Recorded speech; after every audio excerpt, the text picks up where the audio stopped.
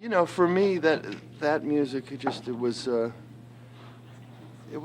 felt so good, you know, and the way he blew over those kind of things that he set up, it was just great music, and you know, his sound, his feel, his rhythm, and it was exciting. You know, it was exciting to be in the band, you know, to be with Miles, and to be part of that. Um, Did he give you a lot of room to move, Yeah, chances to yeah, express yeah. yourself? You know, look, he was the boss, and you know, sometimes on your solo, you'd be playing, and all of a sudden he'd cut you off. You know, that he did do that. Yeah. But yeah, you know, I mean, he understood jazz so well, you know, that he wouldn't really do something that he wanted you to create. He wanted that, you know. Well, you know, it was us and him. We all hung out together. We talked about Miles all the time. Miles kind of stayed by himself. And then when he wanted to hang out with one or whoever, he would call up, or have his valet, really, call up and say, Miles wants you to come hang out with him, you know. And it was fun, you know, and then he would want to talk about the music or just, you know, bullshit around or whatever.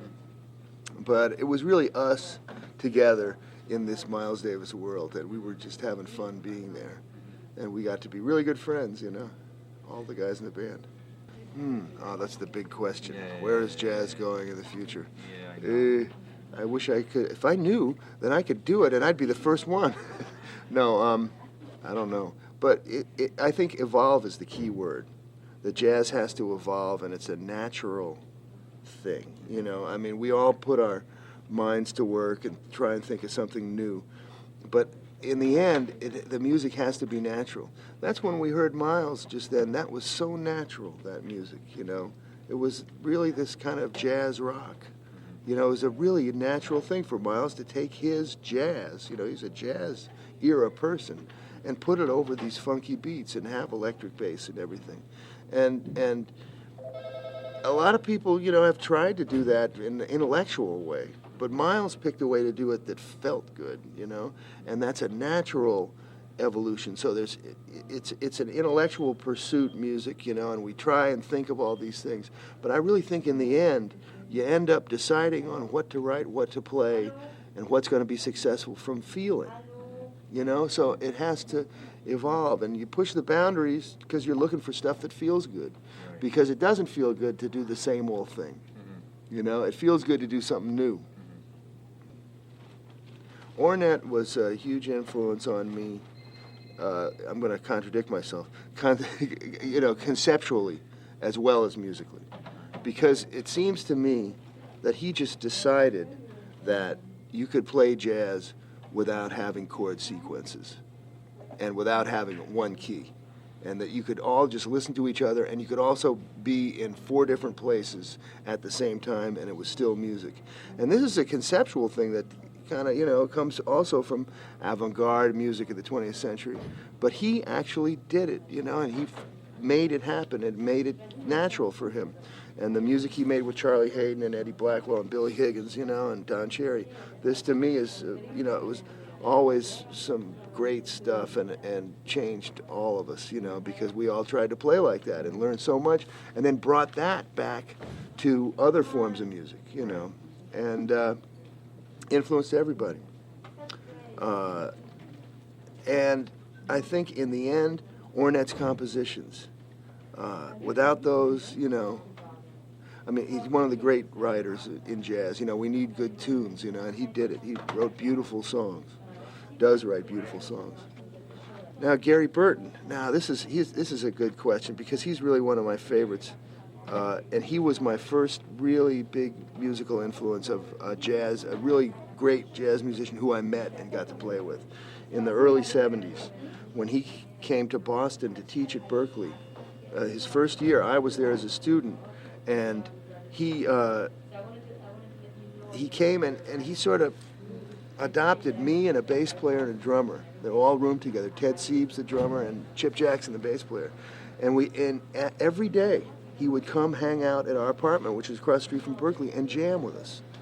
every day, and I didn't know how to play. And I don't know if the other guys, I think they were a little bit further along than I was. And we just played through tunes and then would sit around and talk with Gary about jazz. And I was a huge fan of the Gary Burton Quartet, his albums on RCA.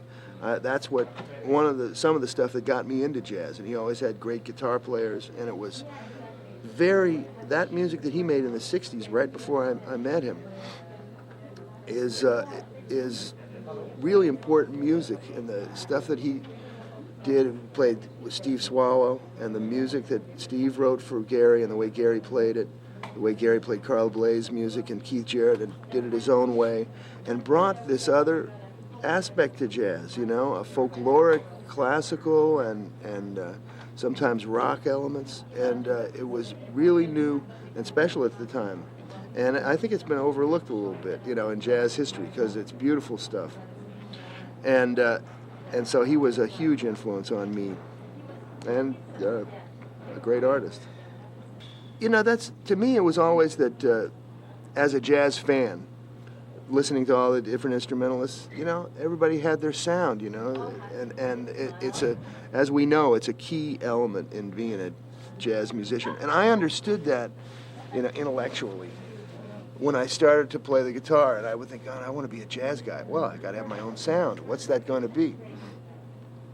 I tried to copy all my idols, and it never worked out. I was always frustrated. I'd spend days and days like, I'm going to learn, I'm going to be this guy. I'm going to be Pat Martino. I'm going to be Jim Hall. I'm going to be Wes Montgomery. And then when I got to play with other people, that all went out the window. I could try to be like them for about 15 seconds, and after that, I couldn't do it anymore. Right. So I was left with me. And I think I did realize that I had no choice but to, do my own thing. I would like to see myself busy in jazz and playing playing with really good musicians like I'm doing now, and writing music, hopefully writing some stuff that is focused, get a little better at that, playing the guitar, expanding my guitar vocabulary and sonic vocabulary some, and it's such a joy to get to play music, and I'm having more fun than I ever had playing. I'm just it's really a treat to get to play for people and to get to play with great musicians and to come together.